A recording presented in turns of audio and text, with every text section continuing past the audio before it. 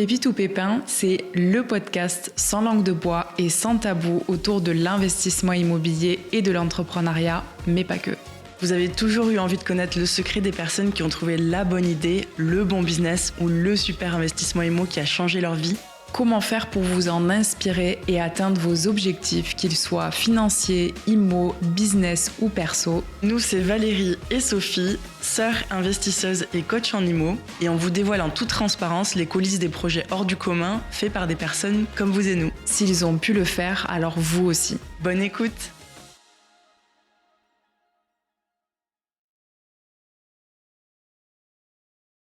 Salut Laura, bienvenue sur le Hello, podcast. bonjour à toutes les deux, bonjour à toutes et à tous. Merci beaucoup d'avoir accepté de nous partager ton histoire aujourd'hui. Euh, pour les personnes qui ne te connaissent pas, est-ce que tu peux te présenter rapidement et expliquer un petit peu ce que tu fais? Donc effectivement, je m'appelle Laura, je pratique l'hypnose thérapeutique depuis bientôt 6 ans maintenant. Donc je reçois en séance individuelle en cabinet à Paris une fois par semaine et le reste du temps, c'est en Normandie et en visio puisque j'ai déménagé à la campagne il y a 1 an. Je propose également des formations pour apprendre l'auto-hypnose et j'interviens également en entreprise pour des séances de groupe ou des initiations à l'auto-hypnose. Donc, vous l'aurez compris, tout tourne autour de l'auto-hypnose et de l'hypnose dans mon service, dans mon métier. Ok, très cool. Et du coup, comment est-ce que t'es tombée justement là-dedans? Parce que tu faisais quoi avant de te lancer dans l'hypnose? Avant, ça n'avait rien à voir. Je bossais à Paris dans les quartiers dits politiques de la ville. Donc, en gros, c'était mettre en application les différentes politiques publiques en fonction des caractéristiques socio-économiques des habitants. Donc, c'était un mélange de politique, de social. C'était très sur le terrain. Donc, je bossais avec les assos, les structures du quartier, les habitants et les élus locaux. Mais c'était devenu de l'affichage politique, je trouvais plus de sens à ce que je faisais, j'y allais vraiment à reculons. À l'époque, parce que c'était avant 2016, on parlait pas encore de burn-out. C'était pas Mm. aussi «démocratisé» entre guillemets qu'aujourd'hui, ce concept, mais clairement j'allais droit vers ça et je me suis dit: «Bon, j'ai même pas 30 ans et c'est déjà un gros fiasco dans ma vie pro, donc il faut absolument changer les choses». Donc j'ai décidé de me réorienter. Il n'y avait pas tous ces, accompagnements à la réorientation qu'on a aujourd'hui et d'ailleurs ça c'est génial. Et donc du coup, j'hésitais entre caféologue, ébéniste, enfin bref, il y a plein de choses qui me sont passées dans la tête et puis, un jour, j'ai rencontré des cousins éloignés qui sont, également hypnothérapeutes et quand ils m'en ont parlé, ça a vraiment fait tilt, la petite lumière, qui s'affiche au-dessus de la tête et je me suis dit: «Ah mais ça a l'air très, très chouette». Et du coup, 1 semaine après la fin de mon contrat, eh bien, une formation commençait et du coup, j'ai pas réfléchi pendant 1000 ans. C'est assez bizarre quand je regarde maintenant en arrière, je me dis quand même j'ai foncé tête baissée là-dedans sans vraiment trop, savoir ce que c'était, mais bon, OK. Et du coup, je me suis formée et puis après ça a été un peu tout était aligné, c'était facile. Non, c'était pas facile, mais disons qu'il y a pas eu trop d'embûches et que, voilà, j'ai réussi à en vivre et tout s'est bien goupillé dans le sens où, à la fin de mon chômage, parce que heureusement j'avais le droit quand même aux aides de Pôle emploi et bien c'est là où je commençais à pouvoir me dégager un salaire. Donc c'est en ça que je dis que bon, c'était assez fluide quand même. Ok, ok. Donc voilà Et comment je suis j'allais arrivée à dire, l'hypnose. est-ce que avant que tu touches presque du coup vraiment à ce burn-out et où tu t'es dit faut que je change complètement, est-ce que tu avais quand même déjà un peu une attirance vers le côté hypnothérapie ou développement personnel et tout ça? Est-ce que t'étais déjà un petit peu ouverte à ça ou pas du tout et tu l'as vraiment découvert parce que tu t'es dit je veux faire autre chose et parce que tu en as discuté avec du coup tes amis et de la famille? Vraiment pas du tout. Je connaissais pas le développement personnel. J'ai mis un doigt dedans et puis, vraiment je me suis laissée aspirer totalement par tout ça. C'est en formation que j'avais vraiment l'impression que j'ouvrais des petites portes dans mon cerveau en me disant: «Ah mais il y a un monde, hyper, cool à aller expérimenter. On m'en avait jamais parlé. Je peux changer tellement de choses». Je pensais que c'était, j'avais une vision un peu fataliste. Bah, voilà, je suis comme ça, je peux pas changer et en fait là, je me suis rendue compte que finalement je pouvais changer pas mal de choses qui m'embêtaient dans la vie. Donc non, en fait, c'est venu après par les formations, les rencontres que j'ai fait en formation, Mais avant, non, j'avais jamais fait de séance d'hypnose. J'avais fait une petite formation d'auto-hypnose pour quand même me dire: «Attends, je vais voir si ça me plaît» et c'est vrai que pendant ces 2 jours de formation, j'avais vraiment mais les étoiles dans les yeux comme dans un dessin animé et là, je me suis dit: «Bon allez, c'est parti, je me lance pour, la vraie C'est bon pour moi. formation pour, moi pratiquer, l'hypnothérapie». Mais donc j'ai découvert tout Génial. ça par la suite. Ah ouais, OK. Et du coup, est-ce que justement pendant que tu étais encore enfin, c'était quoi le process quand tu t'es dit: «OK, en fait, j'en ai marre de mon taf, il faut que je fasse autre chose». Est-ce que tu as quitté ton taf et tu t'es dit: «Bon, on verra, enfin, je vais réfléchir à ce que je veux faire et cetera» et du coup, est-ce que quand tu as trouvé l'hypnose, tu t'es dit direct: «En fait, ça va être mon prochain métier» ou est-ce que tu étais un peu dans le flou encore en mode, tu as tout quitté puis tu t'es dit: «Je verrai plus tard» ou vraiment tu avais un projet déjà bien ficelé? Disons qu'avant de quitter mon taf, je pense qu'il y avait une petite année entre le moment où je me suis dit: «Bon, là, il faut que je change quelque chose et vraiment je pars» et pendant cette année, justement, c'est là où mes réflexions se sont portées sur différents métiers. J'essayais de me projeter un petit peu. Là, c'était le flou total, hein. Vraiment, quand je vous dis que je passais de caféologue à ébéniste dans la même journée, c'est véridique, hein. Hem, J'avais envie de faire quelque chose de plus concret que des réunions de 3 heures où on ressort et on m'a rien dit, en fait. Enfin, en tout cas, il y a pas de décisions concrètes qui ont été prises. Et puis, en fait, quand j'ai rencontré mes cousins, il me semble que là, la date de mon contrat arrivait, parce que j'étais contractuelle à ce moment-là. Je travaillais pour la mairie de Paris, en fait. Et donc du coup, je crois qu'il me restait quelques mois à faire, donc j'avais une date butoir. C'est soit je repartais sur un contrat, soit j'arrêtais. Donc de toute façon, il y avait ce truc de, il y a une date limite, soit je réenchaîne, soit j'arrête. Et justement, la date, où ça s'arrêtait mon contrat, 8 jours plus tard, une formation débutait à Paris, pour, se lancer dans l'hypnose. Donc du coup, il y a pas eu de moment de, je veux dire le chômage, je l'ai eu, j'étais déjà en formation. Il y a pas eu de moment de latence. Je pense qu'à cette époque-là, j'avais pas du tout envie de prendre du temps pour moi. Enfin, j'avais vraiment envie d'être dans l'action. Je voulais pas perdre de temps, donc j'étais trop contente de me dire: «OK, j'arrête ça, paf, je commence autre chose».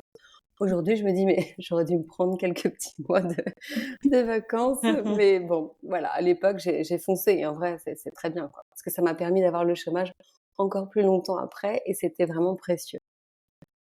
Oui, parce que tu avais vraiment trouvé quelque chose qui t'a happé aussi quoi, quelque chose qui t'a attiré, donc tu avais envie de continuer de faire cette formation et de rouler dedans de suite quoi. C'est sûrement pour Ouais, ça aussi, ouais. exactement. J'avais pas envie de perdre de temps et j'étais tellement attirée par ce monde-là que, enfin, c'était pour moi, enfin, j'étais une enfant dans un magasin de jouets, quoi. Vite, vite, vite, on y va et on teste tout, quoi. Donc, non, vraiment, c'était facile pour moi de me lancer et l'idée de faire une pause, elle est jamais arrivée, effectivement. Mais peut-être que si j'avais pas trouvé ça, j'en aurais eu besoin justement pour, trouver autre Ouais. chose et les formations, d'hypnose, ça démarre, tout au long de l'année. Alors que par exemple un CAP d'ébéniste, il aurait fallu que j'attende, peut-être, 6 La mois date avant de qu'il rentrée, commence. Enfin, vous voyez? Donc là, il y avait aussi cette facilité à pouvoir, commencer au mois de novembre, au mois de mars, enfin peu importe. ouais. Et du coup, avant que enfin, au moment où tu t'es lancée dans cette formation ou après, est-ce que tu as quand même eu certains moments de doute ou de retour en arrière? Ou est-ce que enfin, comment tu t'es sentie au début de ce process-là, un peu de changement de carrière, quoi? Bah, au début, j'étais vraiment tellement contente d'apprendre de nouvelles choses, de pouvoir découvrir, enfin ce monde. Donc, pendant la formation, on va dire que j'ai pas eu de doute, parfois je me disais: «Quand même, c'est dingue ce que je fais», mais bon, enfin, c'était que de la joie, de l'excitation et puis voilà. Après, c'est plutôt le retour des proches. Bah, parfois j'avais pas trop de soutien ou on me disait: «Mais genre c'est une lubie, ça va pas durer» ou «Oh là là, c'est n'importe quoi». Enfin, maintenant l'hypnothérapie, on va dire que c'est un peu plus démocratisé, mais il y a encore des gens qui pensent que c'est faux, enfin que c'est pour les charlatans, enfin que c'est un truc de charlatan et cetera. Bon, chacun pense ce qu'il veut, mais à l'époque encore plus en fait. Donc du coup, je passais un peu pour une illuminée. Heu, mais donc ça pour le coup, j'ai été assez claire avec, mes proches, c'était, l'ultimatum. Soit, vous me soutenez et donc on en parle, je vous raconte mes examens, comment ça se passe et cetera. Soit en fait vous comprenez pas, vous avez pas envie de me soutenir, peu importe et à ce moment-là, bah, on n'en parle pas. Il y a d'autres sujets de conversation et comme ça moi, enfin, là j'ai juste besoin de soutien et de bonnes vibes. j'ai pas envie d'entendre vos remarques qui en fait, c'était pas malveillant. La plupart, c'était aussi de la peur pour moi. Je pense surtout, par exemple, à ma mère qui est trop mignonne évidemment, mais qui juste avait peur pour moi. Donc du coup, elle me refilait un peu ses peurs, ses craintes, ses doutes. Je lui dis: «Écoute, j'ai déjà les miennes, donc tu gardes les tiennes et soit tu m'encourages, soit on n'en parle plus». Et en fait, elle a respecté ça et après elle a vraiment été hyper, soutenante, encourageante. C'est ma fan numéro un sur Facebook maintenant. Elle repartage tout. Voilà, je pense que parfois il y a un petit recadrage à faire avec les proches quand on se lance, parce qu'ils se rendent pas compte, surtout si eux sont salariés, en fait, de ce que c'est de se lancer à son compte. Et du coup, un soutien, mais que ce soit sur les réseaux sociaux ou même, dans la vraie vie, hein, «Comment tu vas?» «C'est bien, je suis fière de toi». Enfin, c'est des petits mots comme ça, qui coûtent rien, mais qui font plaisir et qui boostent vraiment. Enfin, je pense que vous êtes à votre compte, vous le sentez aussi, le soutien des proches, c'est hyper important. Enfin, en tout cas, à mon sens, c'est important, donc c'est bien d'être bien entouré.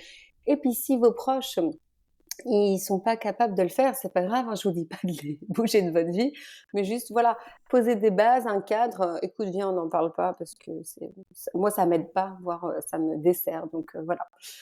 L'en Le doute que j'ai eu, en fait, c'est à la sortie de la formation, une fois que, bah, voilà, je suis bien formée. Bon, déjà, je rajoutais une petite spécialité par-ci par-là pour évidemment repousser le moment où j'allais me lancer. Bon, ça, c'est un peu typique, hein. On se voile la face, on se dit: «Non, non, mais j'ai encore besoin», mais en vrai, on peut se former toute sa vie sur ce genre de pratique. Donc il y a un moment, je me suis dit: «Bon Laura, là, va falloir vraiment y aller, s'y confronter». Mais bon, c'est plus confortable d'être en formation et d'apprendre des choses que de se lancer vraiment. Et c'est vrai que là, j'ai réalisé que, ben, personne ne m'attendait avec un tapis rouge à la sortie de mon institut d'hypnose. Et là, j'ai réalisé d'un coup: «Ah bah tiens, je vais devoir, en plus d'être hypnothérapeute, devoir, faire de la com, de la compta», enfin tout le côté entrepreneurial, je ne l'avais pas du tout en tête et ça, je l'ai découvert et je l'ai appris, mais vraiment sur le tas. Je sais qu'aujourd'hui, il y a plein de boîtes qui accompagnent justement les jeunes thérapeutes et c'est trop bien. Mais encore une fois, à l'époque, il y avait pas du tout ça. Les réseaux sociaux pour les professionnels du bien-être, c'était pas hyper développé, on était très peu à l'époque, enfin pas autant qu'aujourd'hui, on va dire. Donc du coup, c'est plus ça en fait, j'ai eu: «Mince, mais en fait, j'ai beau être bien formée, en fait, si, personne ne me connaît, personne va venir me voir» et ça, c'est quand même un autre métier, je trouve. La com, la Mmh. pub, se vendre. Parce qu'en plus, au début, on a forcément le symptôme de l'imposteur, hein. Enfin, on n'a jamais pratiqué, donc c'est normal. Ça vient avec l'expérience, avec le temps. Comment tu Mais du t'appuies? Qu'est-ce que tu proposes? Comment tu présentes ton Ouais. offre, à des clients potentiels? Ouais. Et Mais comment tout tu l'as appris ça, tout ça du coup? Sur le tas? franchement, j'ai j'aimerais vous dire, alors j'ai une super technique, mais pas du tout. Je l'ai un peu fait au feeling, à tâtons, après aussi un peu par «mimétisme» entre guillemets. Mes collègues, mes camarades, vous allez faire comment? Heu, Voir déjà le peu d'hypnothérapeutes qu'il y avait sur le marché, je regardais un peu leurs prix. Et puis, après ça a été beaucoup de feeling. Je me suis dit: «Allez, je vais me faire une page Facebook, puis une page Instagram» et puis enfin et en fait, ça a fait un peu l'effet, boule de neige. Puis après, de toute façon, la meilleure com, c'est hyper, ringard, mais en fait, c'est le bouche à oreille, quoi. Ouais, C'est ouais. ça qui surtout ce genre de pratique, mais dans votre métier aussi, je pense. Enfin, Mmh. quelqu'un qui est satisfait du service qu'on va lui proposer, forcément, il va en parler à son cousin, sa voisine, et c'est ça qui va faire Ouais. qu'on va C'est vrai que avoir ça du met coup du temps après, ça, ça prend du temps vraiment à ce que ça soit mis en place et qu'il y ait ce bouche à oreille qui marche. Donc c'est vrai qu'au début, tu pas le choix quoi, tu es obligé d'aller chercher les clients comme tu dis, il y a personne qui mmh, t'attend à la sortie. Ouais. ouais. Comment est-ce que tu as trouvé ton premier client? Alors au tout début, j'ai fait d'abord sur mes potes. Bon, c'était de manière un peu informelle et puis après ça a été les amis d'amis que je connaissais pas et puis, ça a commencé comme ça. J'ai fait un site internet. À l'époque, les gens regardaient encore les sites internet, j'imagine. Une page Google My Business, hein, ça, à tous les coups, il faut le faire et puis, après, c'est plutôt les habitants de mon quartier. À l'époque, j'étais dans le 12e arrondissement. Ils tapent, hypnose, Paris 12, donc paf, ils voient que je suis à côté. Enfin, ça a vraiment aidé au début, Google Maps et puis voilà, donc du coup, les amis d'amis qui étaient venus en ont parlé à leurs amis et puis, c'est comme ça que ça a commencé. Après le fait aussi je recevais chez moi, j'aménageais un espace et à chaque fois j'allais aussi une fois par, semaine dans un espace, un centre avec d'autres thérapeutes et ça aide beaucoup aussi pour, se lancer puisque du coup, ça crée il y a un flux quoi. Les gens viennent donc ils peuvent voir ta Oui. carte à l'entrée. Enfin, ça paraît bête mais je trouve que c'est un petit investissement à faire au début, même si en vrai j'avais déjà un lieu pour recevoir, j'ai toujours eu 2 lieux parce qu'en fait ça permet de brasser encore plus de personnes en fait. Oui, tu Voilà. diversifies un peu ton risque et en même temps, ça a peut-être aussi un peu un côté rassurant pour les clients au début. Il y en a qui vont peut-être de suite accepter de venir chez toi, mais il y en a peut-être de voir Mmh. que tu es dans un «centre» entre guillemets où il y a plusieurs personnes qui pratiquent, que ce soit la même chose ou en tout cas dans le bien-être et le médical. Ça a peut-être un côté rassurant, donc tu vas toucher d'autres personnes aussi quoi, donc Ouais. mais c'est pas le même public. Ça cré ça Ouais. crédibilise totalement en fait le fait de faire partie d'un institut, d'un Ouais, centre, peu importe. Puis là, il y en a vraiment de plus en plus et dans toutes les villes maintenant, hein, des centres de bien-être où il y a une hypno, une sophro, une c'est ouais. kinésiologue, enfin voilà, donc ça c'est et puis ça permet d'avoir des collègues, c'est bête mais du coup moi j'avais des collègues avant et là pouf, d'un coup, bah, tu toi avec Tu toi-même seul. quoi. Tu vraiment solo quoi. Ouais, c'est clair. Donc ça, Pareil, ça je tu l'avais l'as pas fait spécialement en tête. Pardon, Ouais, j'ai pas tu entendu. l'as fait rapidement de te mettre, on va dire en association un petit peu avec d'autres personnes parce que tu t'es sentie seule vite ou parce que tu avais envie justement rapidement de diversifier aussi la clientèle? C'était vraiment un mélange des 2. C'était pour voir des gens et puis aussi, bah, justement, je me suis dit: «Bah, tiens, je peux toucher les gens du 12e et puis, bah, ceux avant c'était à Gare de l'Est, je crois que le premier centre, c'était la Maison Nomade à Gare de l'Est et du coup, c'est bête, mais en fait, les gens, ils prennent rendez-vous aussi sur la pause déj, donc il faut que ce soit rapide à côté Ouais, de leur, job. de leur travail. Donc en fait, c'est pas du tout les mêmes personnes qui vont venir dans le 12e et à Gare de l'Est, donc ça me permettait vraiment à l'époque, j'étais sur Doctolib, donc de pouvoir mettre 2 quartiers différents. Bah, en fait, on va toucher 2 fois enfin, je sais pas si c'est vraiment 2 fois plus, mais en tout cas, plus de personnes que si on est sur un seul lieu. Donc ça, ouais, je l'ai fait Ouais. assez rapidement. Ouais. C'est une bonne stratégie ça. C'est vrai qu'on n'y pense pas forcément parce que peut-être qu'on a tendance à se dire: «Mais, bah, pour toi, ça fait plus de logistique, ça fait plus de déplacements, ça fait 2 lieux à gérer».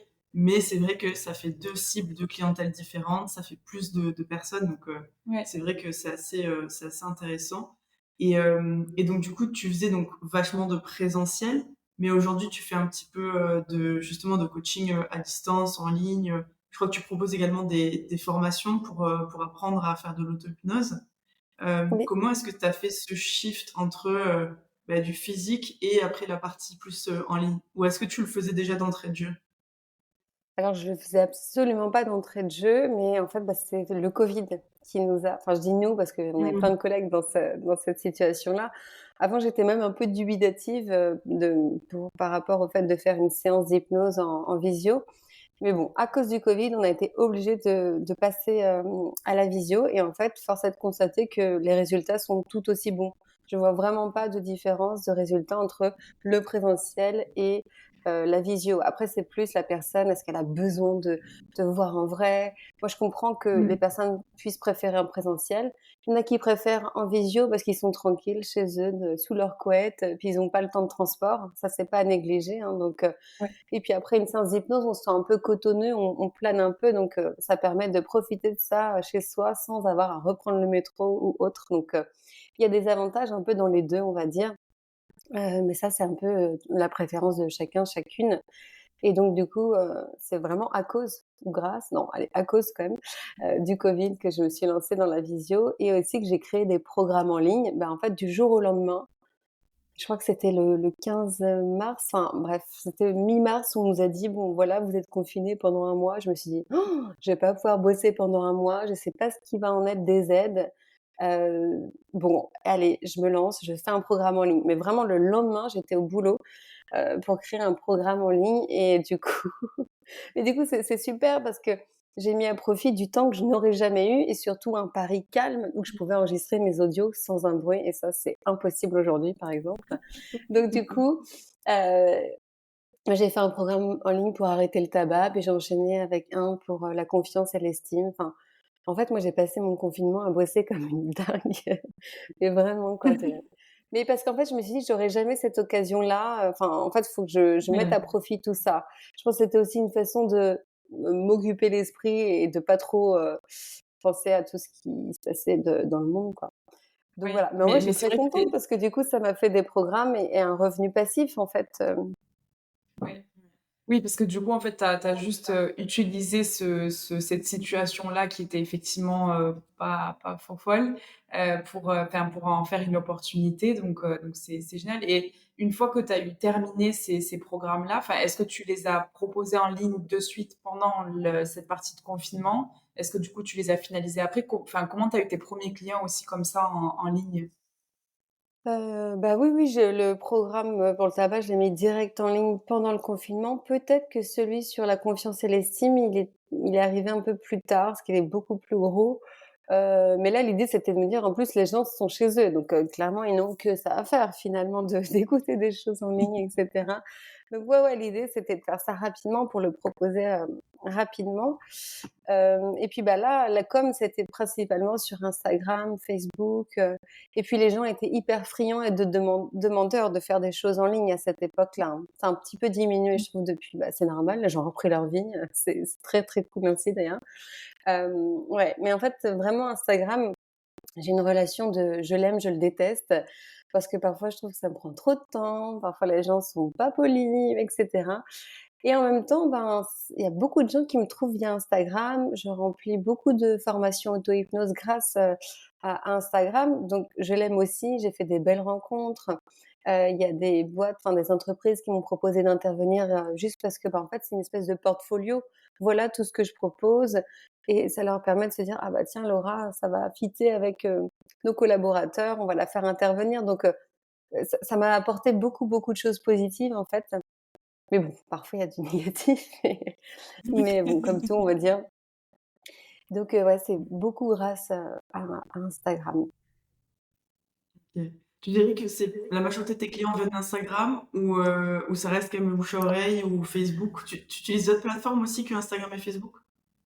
Un peu LinkedIn, mais c'est vraiment histoire de enfin, disons que le contenu que je crée pour Instagram, il se poste directement sur Facebook et parfois je le mets aussi sur, LinkedIn, mais bon, c'est pas hyper adapté. Je suis souvent, contactée par des community managers pour me dire: «Attends, mais on peut t'aider», et en vrai, ils ont trop raison, hein, je pourrais faire différemment, mais j'ai pas envie de dégager plus de temps et d'énergie là-dessus. Je me dis que déjà, je passe trop de temps sur la com, donc voilà.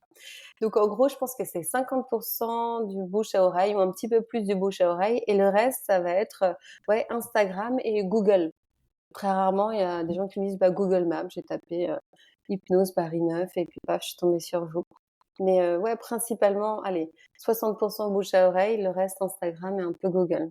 Donc en fait, Instagram, c'est énorme. Enfin, c'est une belle part, hein, Ouais, finalement. Ouais. ouais, c'est clair.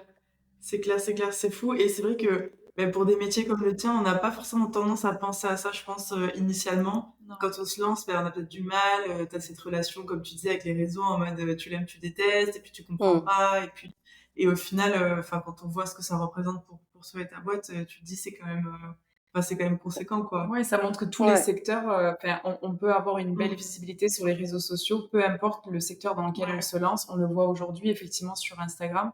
C'est devenu le moteur de recherche aussi des, Ah bah, bah, des jeunes et du coup, beh, même le médical, le bien-être, on commence à aller le chercher là-dessus, chose qui, comme tu dis, à l'époque où tu t'es lancé, C'était pas c'était le cas. pas le mmh. cas, quoi. Donc non, C'était non. ouais, non, Ouais. c'était pas du tout le Mais cas, c mais maintenant les gens cherchent avec, hashtag, hypnose, Paris, enfin, ils cherchent leur, mais comme les restaurants maintenant, on cherche sur ouais, Instagram, mais c'est pareil pour, ouais, quasiment tout, en fait, les fringues, donc je sais que moi avant de c'est d'abord une page Instagram que j'avais créée et pas Instagram, Facebook, mais j'y suis allée à contre-cœur en me disant: «Mais c'est n'importe quoi, enfin, c'est trop bizarre, de faire une page Insta pour l'hypnose», et en fait, bon, je l'ai quand même fait et finalement, bah, en fait, j'ai eu raison, donc trop bien, tant mieux.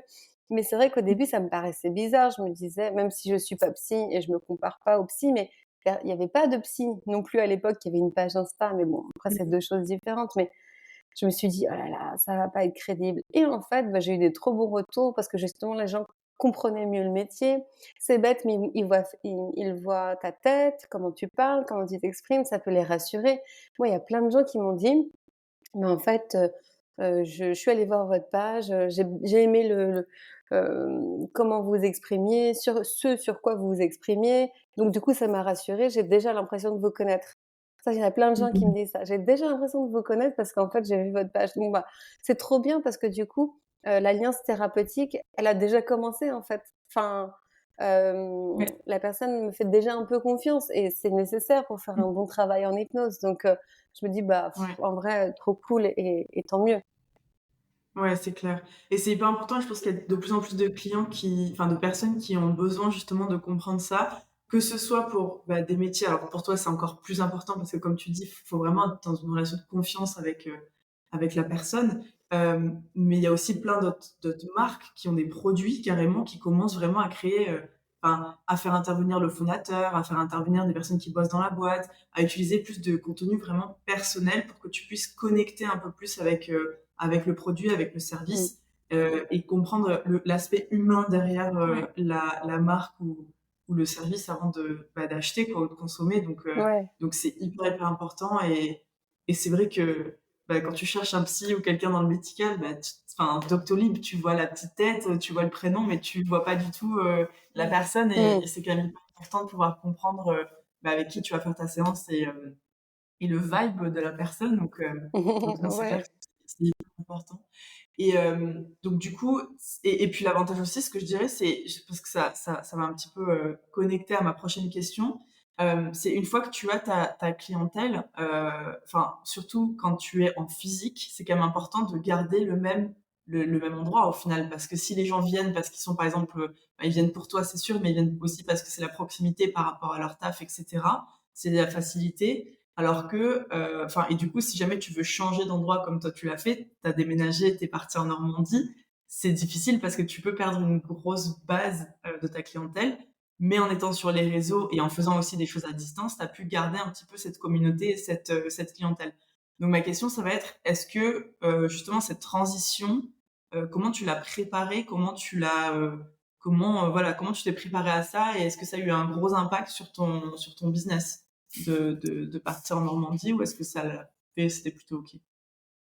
Ben, c'est vrai que c'était gros challenge parce que, du coup, là, ici, je vois bien que le bouche à oreille, pareil, prend du temps. Tu l'as dit tout à l'heure, donc ça fait 1 an que je suis là, sachant que j'ai pas commencé à recevoir en présentiel ici dès le début, puisqu'il y avait des travaux dans la maison et cetera. Donc on va dire, ça fait que quelques mois que j'ai lancé vraiment la com. C'est petit à petit et heureusement que j'ai la visio, sinon ce serait encore plus compliqué ouais, en vrai, ça va. Je trouve que pour un déménagement radical à la campagne, Paris, je m'en sors plutôt bien. Mais c'est pour ça que j'ai gardé un cabinet chez la scénographe à Paris, où je recevais déjà. Avant, j'habitais dans le 2e, donc je recevais dans le 2e et chez la scénographe dans le 9e. Vous vous rappelez, hein, ma petite stratégie des 2 lieux. Des Et du 2 coup, bah, en déménageant en Normandie, donc j'ai gardé dans un premier temps la visio et le mercredi, je retournais toutes les semaines chez la scénographe. Donc pendant 1 an, j'ai fait ça. Donc du coup, ça me permettait de garder un petit peu, les personnes, sur, Paris. Forcément, ben, c'était plus limité. Donc du coup, il y a des personnes qui sont passées en visio et d'autres qui ont préféré, bah, je pense trouver quelqu'un qui était plus disponible et franchement, je le comprends tout à fait. Et puis il y a même des personnes, c'est le cas, mais on est restés en contact. C'est aussi à ça que ça sert Instagram, c'est que parfois j'ai des petites nouvelles, des petites réactions de personnes que j'ai suivies et ça, c'est trop cool de voir leur évolution. «Ah bah, j'ai eu un bébé, j'ai acheté un nouvel appart, j'ai enfin eu mon permis», ou hier, j'ai reçu le message, d'une dame qui me dit: «Bah, je suis c'est bon, je suis soignée de ma maladie». Enfin, en fait, c'est bon, là, je dévie un petit peu, je suis partie sur autre chose, mais c'est trop cool de Non, mais pouvoir avoir, voilà, ce feedback, grâce à Instagram. Je trouve que c'est plus facile. Je sais pas si les personnes m'auraient envoyé un SMS pour m'annoncer ces bonnes nouvelles, mais sur Instagram, il y a un côté plus instantané et plus facile, je trouve. Fin de ouais, c'est parenthèse. vrai. Et donc du coup, le fait d'avoir, gardé, 1 journée par semaine, ça a été, vraiment important et là, à partir de septembre, je suis passée qu'à 1 mercredi sur 2. Donc en fait, petit à petit, j'espace. Hem, Parce que voilà, c'est quand même, Normandie-Paris, c'est une grosse journée à chaque fois que je me fais. Ouais, Je me lève à 6 heures, je rentre, il est 22 heures. ouais, Puis en fin d'année, j'avais beaucoup d'annulations, donc parfois je suis même venue en perdant de l'argent, donc ça, c'est horrible dans ces moments-là.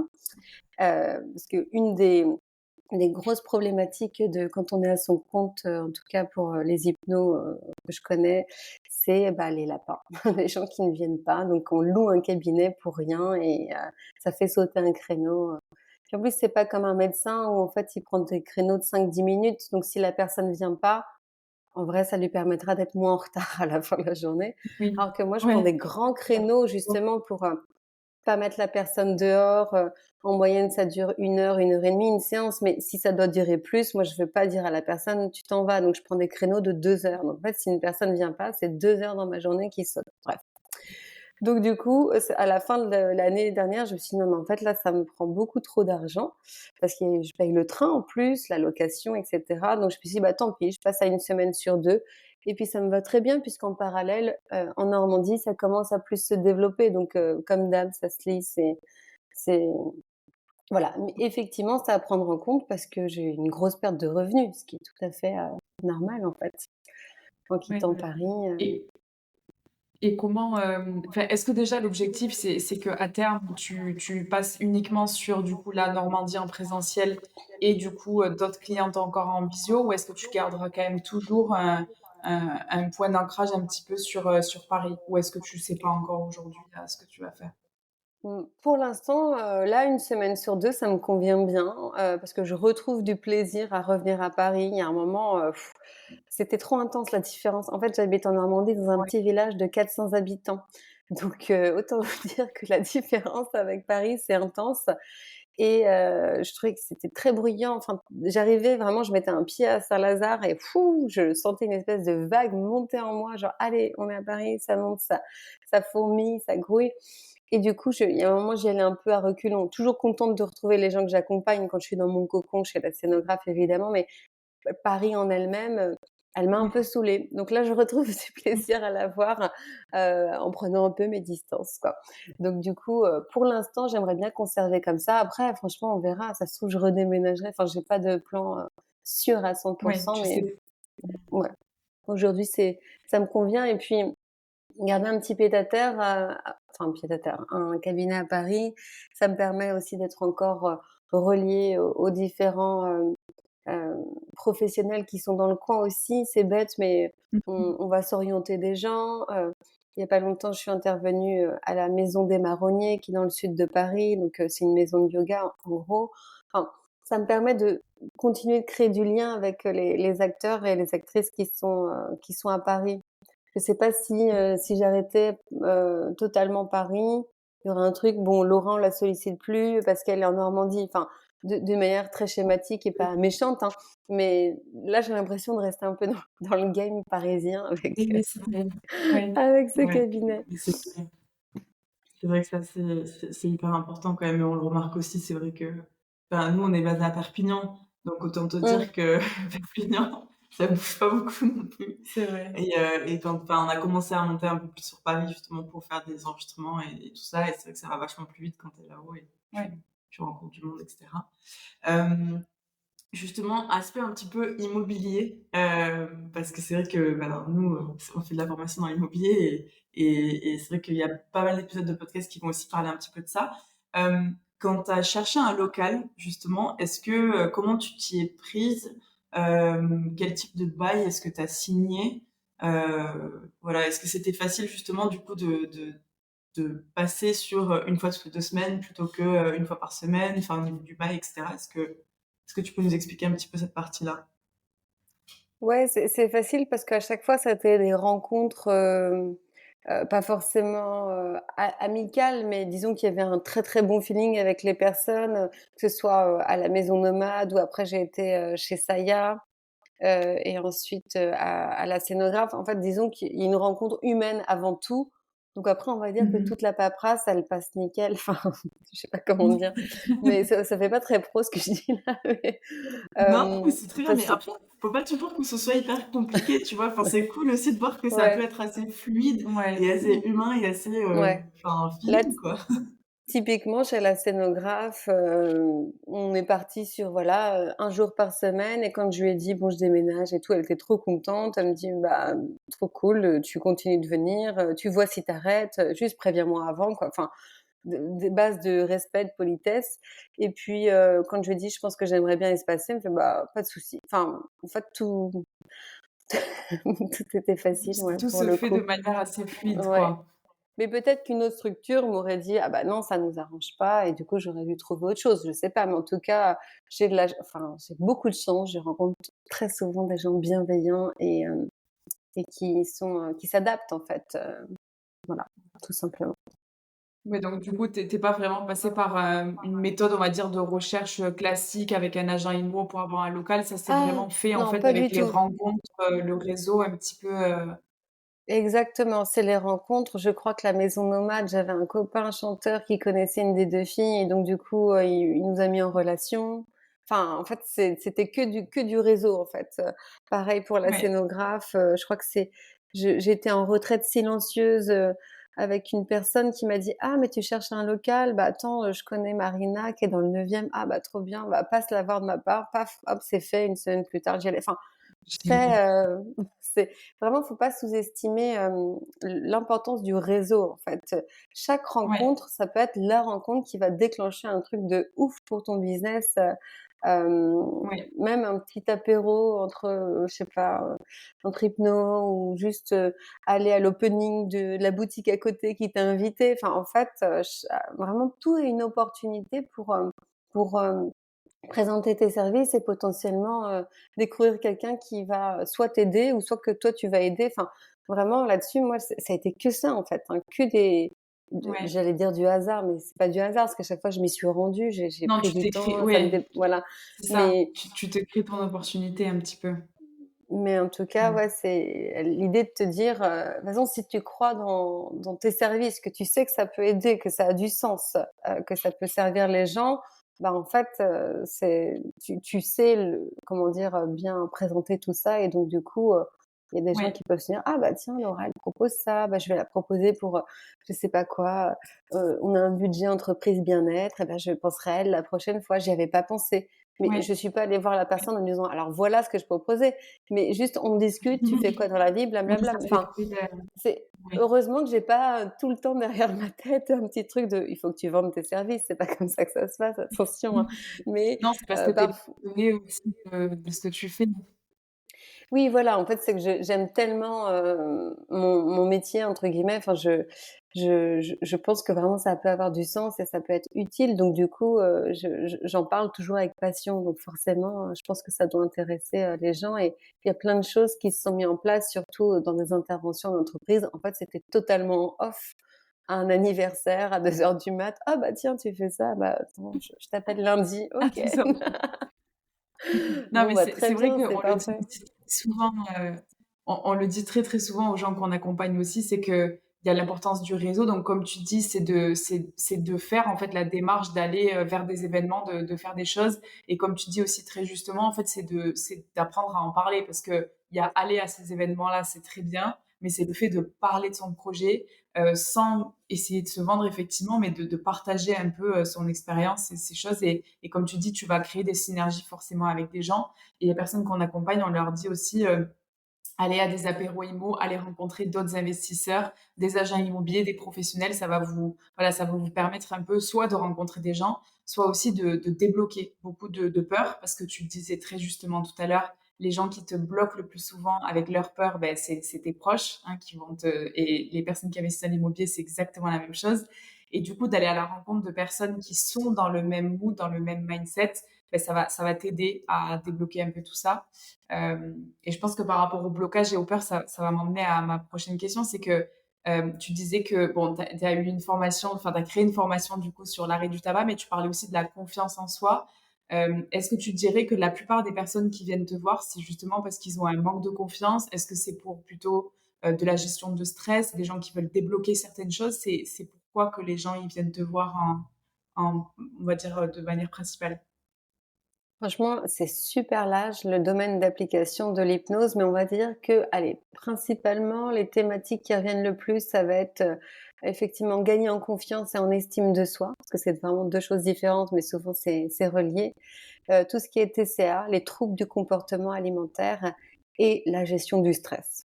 On va dire que ça, c'est les trois grandes thématiques que j'ai. Mais après, ça peut aller affiner sa concentration, troubles de la libido, enfin de l'eczéma, enfin c'est vraiment super, super vaste. C'est ça qui est chouette comme métier, c'est que c'est rarement la même séance qui va se passer. Enfin, c'est jamais d'ailleurs. Mais voilà les 3 thématiques principales, ouais. Et du coup, tu adaptes à chaque fois à vraiment à chaque profil, différent, enfin, à chaque personne qui vient te voir, tu adaptes un petit peu, enfin, j'imagine qu'il y a des grandes lignes à respecter, mais est-ce que c'est vraiment hyper, individuel? En fait, il y a effectivement des grandes lignes à respecter, comme tu dis. De toute façon, en début de séance, je prends toujours le temps d'expliquer les mécanismes de l'hypnose pour que les personnes comprennent bien comment ça fonctionne et surtout qu'elles voient le rôle qu'elles ont à jouer dans ce processus. Ça, c'est vraiment, même si elles ont fait de l'hypnose avant avec quelqu'un d'autre, je prends vraiment le temps parce qu'on n'a pas tous la même approche. Et puis parfois, je me rends compte que d'autres hypnos leur ont pas forcément expliqué et pour moi, c'est important qu'elles comprennent qu'en fait, c'est leur inconscient qui va bosser, c'est pas moi qui vais les changer. Ça change tout en fait dans l'évolution. Vraiment, c'est vous, votre propre experte. Moi, je ne fais que vous accompagner, je ne vais pas vous changer. Ensuite, on définit l'objectif. Effectivement, en fonction de l'objectif, déjà, les personnes, elles vont donner des images, des métaphores, elles vont employer certains mots que moi je note, soit sur mon papier, soit dans ma tête pour adapter, pour vraiment faire un peu du sur-mesure. Je vais réutiliser leurs métaphores, enfin, ce qu'elles aiment dans la vie, et cetera. Mais effectivement, après, on passe à la séance à proprement parler. C'est très protocolaire, une séance d'hypnose, hein. On va en état hypnotique. Une fois qu'on est bien, en état, de conscience modifié, là, on travaille avec l'inconscient par le biais de protocoles. Donc les protocoles, ils sont déjà faits, on va dire, mais on peut les modifier, les adapter effectivement à la personne et à sa thématique. En fonction de la problématique de la personne, je vais utiliser tel ou tel protocole. Parfois, je vais en mélanger 2. Parfois, ça va être une métaphore, peu importe. Et après, on remonte. Donc effectivement, je vais utiliser souvent les mêmes protocoles, mais ils vont être un petit peu modifiés. Ça va être, adapté vraiment à ce que la personne m'a dit et ce qu'elle vient, rechercher. Est-ce que c'est clair ce OK. que je raconte? Ouais, absolument. Ouais. Moi, j'ai fait quelques séances d'hypnose, donc du coup, ça me parle beaucoup. Mmh. Enfin, Ouais. j'adore ça. J'avais même fait un petit stage aussi d'auto-hypnose, je trouvais ça génial. Non, mais c'est vrai que c'est intéressant Top. parce que je pense qu'il y a pas mal de personnes qui comprennent pas du tout l'hypnose, enfin, qui pensent, enfin, moi, pareil, j'ai fait quelques séances, une fois que Sophie les a faites, parce que de moi-même, je serais jamais allée, mais Sophie m'a dit: «C'est trop chouette, vas-y». Donc j'ai essayé, mais c'est vrai qu'avant, j'avais vraiment des idées reçues un peu sur l'hypnose et je comprenais pas. Pour moi, c'était tu allongé sur un Mmh. divan, on te met un pendule comme ça au-dessus de toi et tu es dans un état, voilà, d'inconscient et tu sais pas trop ce qui se passe. Mais c'est vrai que tu as raison, enfin, il y a quand même pas mal de travail à faire et c'est important ça de le comprendre.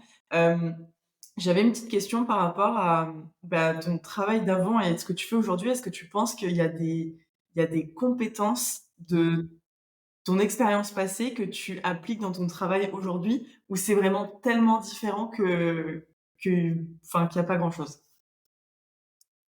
Non, si quand même, il y a des petites, compétences d'avant. Bah, déjà la une qualité d'écoute, hein, moi mon métier c'est enfin, il y avait plein de choses différentes, mais c'était quand même de voir, bon, bah, quelles sont les problématiques, sur le terrain et trouver, des solutions.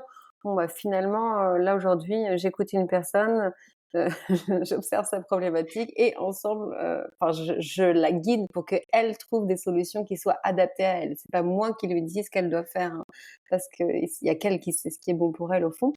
Mais donc ouais, la qualité d'écoute, de il y a vraiment un côté stratégique parfois aussi en hypnose quand la personne elle revient en fait, c'est: «OK, il s'est passé ça donc peut-être que je vais proposer ce protocole». Enfin vraiment, hem, une stratégie d'évolution. Comment je vais articuler les choses? OK, donc on a bossé là-dessus, ça a fonctionné, c'est cool. Ça n'a pas fonctionné. OK, donc il faut aller mettre un petit peu un gros coup là-dessus. Enfin, Et ça, ouais, des stratégies comme une espèce de rétro-planning, en fait, ça, c'est un truc que j'avais déjà dans mon ancien métier. Et puis globalement, mon ancien métier, c'était du social. Alors là, évidemment, on va pas se voiler la face, l'hypnose, malheureusement, c'est pas accessible, à tout le monde. Quelqu'un qui est vraiment très pauvre, peut malheureusement pas se payer une séance d'hypnose et c'est trop malheureux. Mais ça reste accompagner les gens pour aller vers du mieux-être, ce qui Mmh. était, mon Mmh. cas avant. Voilà, aussi pareil, c'était faire en sorte que les habitants de ce quartier aient un cadre de vie plus appréciable. Donc il y a un Ouais, peu la même absolument. veine, mais pas pas mise en place de la même, façon. J'ai souvent réfléchi à me Mmh. dire: «Bon, je pourrais, proposer des séances, gratuites pour justement les gens dans le besoin et cetera». Sauf que là, ça a coïncidé avec, mon déménagement et aujourd'hui, malheureusement, je ne peux pas me permettre de travailler gratuitement. Mais à Ouais. terme, c'est vraiment quelque chose que j'aimerais ou peut-être pas gratuitement, mais à moindre coût. Enfin, bon, Mmh. ça a exploré. Je sais que j'ai des collègues qui font des prix pour les étudiants et les personnes qui sont au chômage, mais ça reste quand même, 60 ou 50 € et en fait, il y a des gens qui même ça, ils peuvent pas se le payer. C'est très bien, Oui. franchement, je trouve que mes collègues, c'est génial, hein, ce qu'elles font. Mais mais du coup, ouais, il y a des gens, ils sont vraiment à enfin, ils peuvent pas quoi, Mmh 50 mh. € c'est trop. Ouais. Donc faudrait que je réfléchisse à une solution. J'avoue que j'ai été sur mes petits trucs Ouais. perso cette dernière année, voilà. Mais ça, à Bah, après, terme, c'est important aussi, heu, hein, c'est de toute enfin, façon, là, en fait, concrètement, je pouvais pas proposer ça aujourd'hui, mais c'est pas grave, la vie est longue, hein. Je j'ai le temps de mmh. de Ouais, c'est proposer clair d'autres et puis choses plus tard. tu peux le peut-être proposer différemment parce que j'imagine qu'il y a des charges aussi moins élevées quand tu fais, peut-être un accompagnement, en ligne une fois que tu as créé la formation, qu'elle existe, peut-être que ça peut être une approche aussi ou peut-être qu'on peut aussi juste croiser les doigts que, un jour, la sécurité sociale prendra en charge ce genre de Ouais. ce genre de consultation et de traitement parce qu'au final, enfin, c'est quand même hyper important et c'est vrai que c'est pas encore vu comme quelque chose de primordial mais en faisant de l'hypnose, en faisant, des justement des approches un peu plus holistiques, on peut aussi, soigner pas mal de choses et ça coûte bien moins cher, sur le long terme que, enfin qu'en faisant des traitements, traditionnels, quoi. Donc, on peut croiser les doigts qu'un jour, ça sera pris Ouais. en charge. Ouais, ça serait chouette. Il y a de Hem, plus en plus de mutuelles qui remboursent, par contre. Donc ça, c'est aussi un bon point. Avant, c'était pas le cas. Donc oui. ouais, c'est vrai et justement et alors parce que ça, je connais pas du tout, mais pour toi, du coup, il y a des démarches à faire pour être, référencé ou non, ça, c'est vraiment la personne avec sa mutuelle qui s'en occupe? Ouais, c'est la personne avec sa mutuelle qui s'en occupe et en fait, ce qui est fou, c'est qu'en France, le métier d'hypnothérapeute n'est pas encadré. C'est-à-dire que n'importe qui peut dire, «Je suis hypnothérapeute» sans même avoir fait, Non! ouais, ouais, non, mais c'est dingue. C'est aussi pour ça Ah qu'il oui, y il y a a pas aussi beaucoup, je d'obligation pense. de conformité. Non, moi à aucun moment, on m'a demandé ou peut-être on m'a peut-être demandé un polycopier, mais en fait, c'est pas du tout référencé, en fait. Enfin, ça reste très, enfin, c'est pas encadré quoi, voilà, tout simplement. C'est pas comme les psys ou autres, donc je pense aussi c'est ça qui fait peur, à certaines personnes et je le comprends et en vrai, moi, s'il y avait quelque Ouais. chose pour, passer un diplôme, d'État, enfin, pas de souci, enfin, je le fais, mais Oui, c'est tu pas le le cas ferais. donc oui, Oui. donc Et ouais, c'est vrai que, du coup, j'ai plein de trucs qui me viennent là. Première question, du coup, comment ça se fait que enfin, que tu quoi comme statut, du coup? Tu es en auto-entreprise et je tu suis déclares quoi comme en statut? auto-entreprise. En auto-entreprise, bah, les services, prestations de OK, services.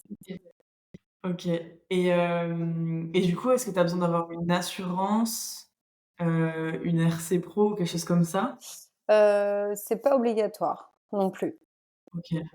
OK et du coup, pour les personnes qui nous écoutent et qui veulent, bah, justement faire, enfin, se faire Se lancer. accompagner, non, se faire accompagner en tant Ah que oui. enfin, par, un hypnothérapeute, comment est-ce qu'on peut vérifier que la personne, elle a quand même des compétences? Est-ce que enfin, c'est juste, à voir si la personne, elle Mmh. affiche, les formations qu'elle a faites sur son site, par exemple?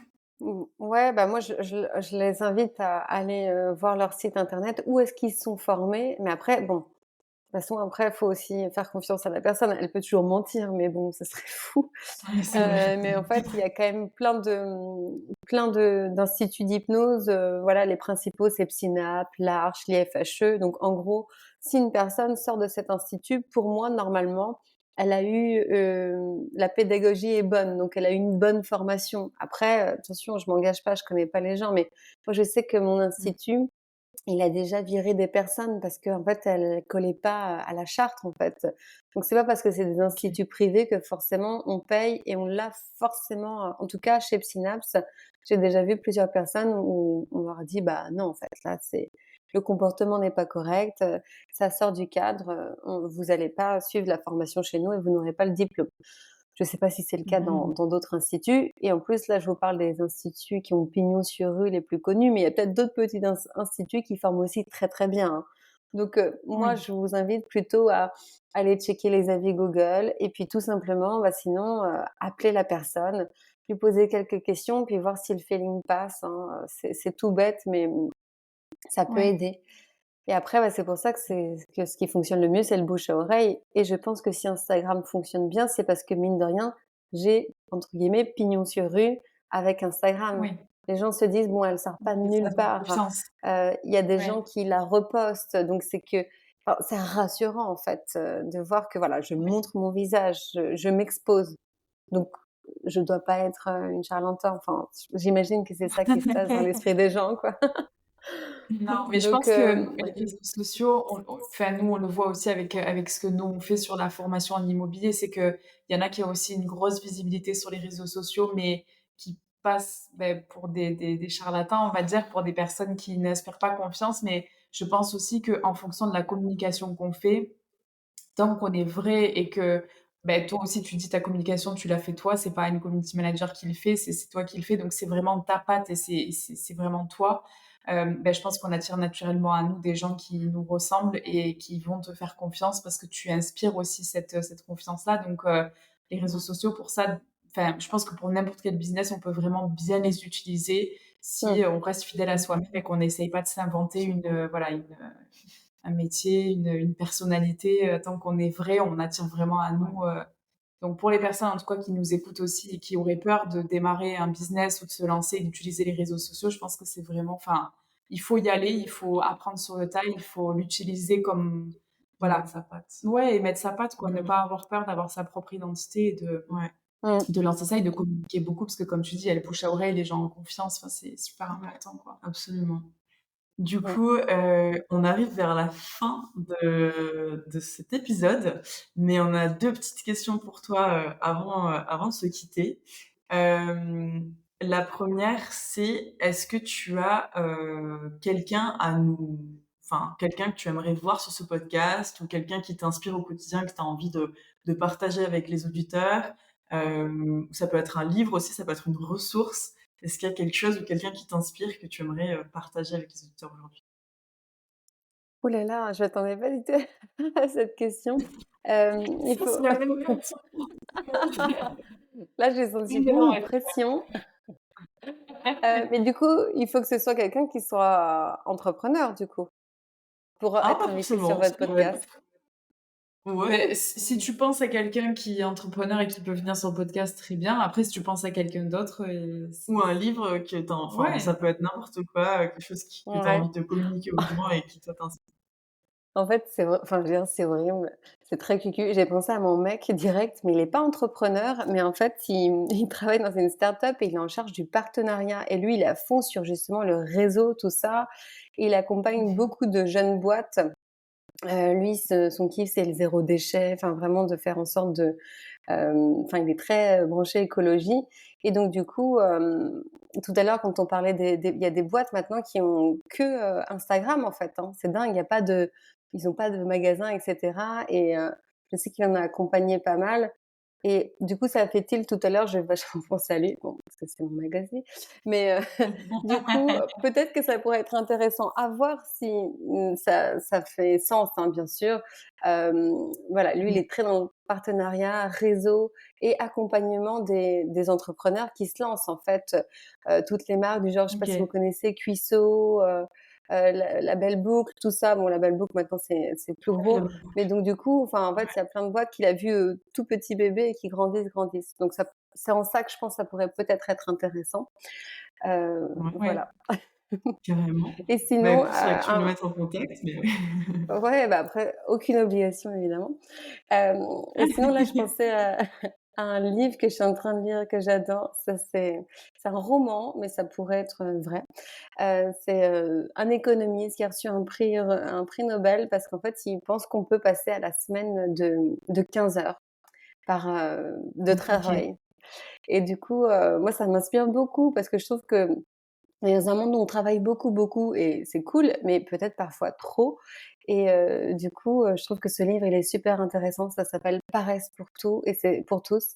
Et c'est vrai que la paresse, la flemme, tout ça, c'est quelque chose qui est pas du tout valorisé, voire totalement décrié dans notre société, alors qu'en fait, ça peut faire du bien. Et moi, le nombre de gens que je reçois, ça va pas, c'est juste parce qu'ils bossent trop. En fait, il y a pas d'autre problème que juste je bosse trop. Et ben, je me dis que parfois, de pouvoir se lâcher la grappe sur la quantité de travail qu'on a à accomplir, ça peut être chouette. Ouais, Donc voilà, juste ça pourrait ça va à bien. contre-courant de ce qui se passe en ce moment, de vraiment travailler plus pour gagner plus, blablabla. Ouais. Mais c'est intéressant aussi de changer sa perception du travail. Ouais, ça fait, enfin, en tout cas, je trouve que ça fait beaucoup écho même pour nous, parce que c'est une problématique qu'on rencontre vachement en même temps, enfin, maintenant où on est tiraillé entre trop bosser, vouloir faire plein de choses, mais en même temps ne pas vouloir rentrer dans ce truc d'être esclave de son business et de vivre aussi, voilà, de pas passer à côté des moments de la vie. Donc personnellement, on va le commander et on va aussi le mettre dans la description. Ouais, dans la description, tu vas le commander aussi. Bon, trop bien, je me dirais si... On te dira, ouais, ça nous fait plaisir. Et la dernière question, c'est qu'est-ce qu'on peut te souhaiter à toi et qu'est-ce qu'on peut souhaiter du coup à ton activité, à ton entreprise?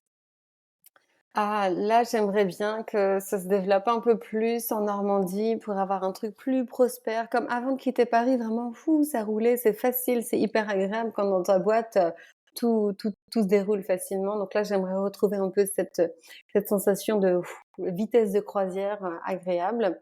De pas trop bosser non plus, hein, comme je vous l'ai dit juste avant, de profiter de la vie. Parce qu'effectivement, quand tu es à ton compte, c'est toi ton propre bourreau, hein. C'est plus ton boss ou ta boss qui va te dire: «Fais ci, fais ça», c'est toi et donc parfois tu es plus sévère que ton ancienne boss.